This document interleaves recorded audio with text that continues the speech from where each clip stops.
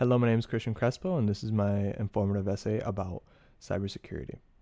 Cybersecurity is at an all-time high with no signs of slowing down. With new applications being created on the daily and different ways of putting yourself out there in social media, why shouldn't it be? What if the people we are worrying about aren't necessarily the hackers, but it should be the people who made the app?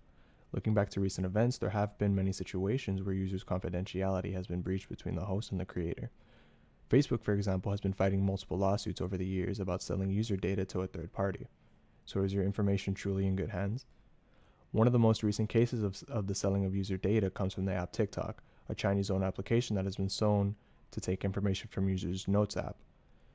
With the user base currently passing 1 billion and downloads passing 200 million in the United States alone, there aren't many who haven't heard of this new entertainment app.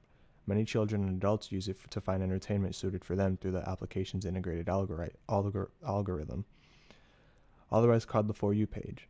According to TikTok's official website, the system recommends content by ranking videos based on a combination of factors, starting from interests you express as a new user and adjusting for things you indicate you're not interested in.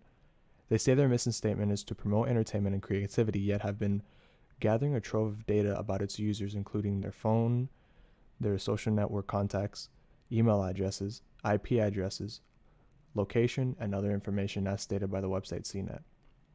Referring back to my first and clearest example of this, Facebook. They've reached multiple documented and settled lawsuits in the past, with the most recent being March 1st, 2021, in the state of Illinois. This lawsuit was filed after a privacy violation caused by the saving of biometric scans, fingerprints, retinas, or facial scans. They weren't revealed through the user's agreements, so users were having their personal identifications privately sold against their knowledge.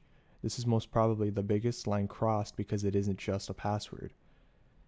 It's part of a person's individuality that's being sold for personal gain. With Facebook not immediately commenting, it gives off the idea that they'll continue these actions in the public eye. They've given confirmation that they'll be giving $345 in compensation to each user affected. Users were accepting a variety of factors, broadly including inadequate safeguards against companies engaging in data harvesting, little to no oversight of developers by Facebook, developer abuse of the Facebook API, and agreeing to overly broad terms and conditions, as said by the Tech Republic.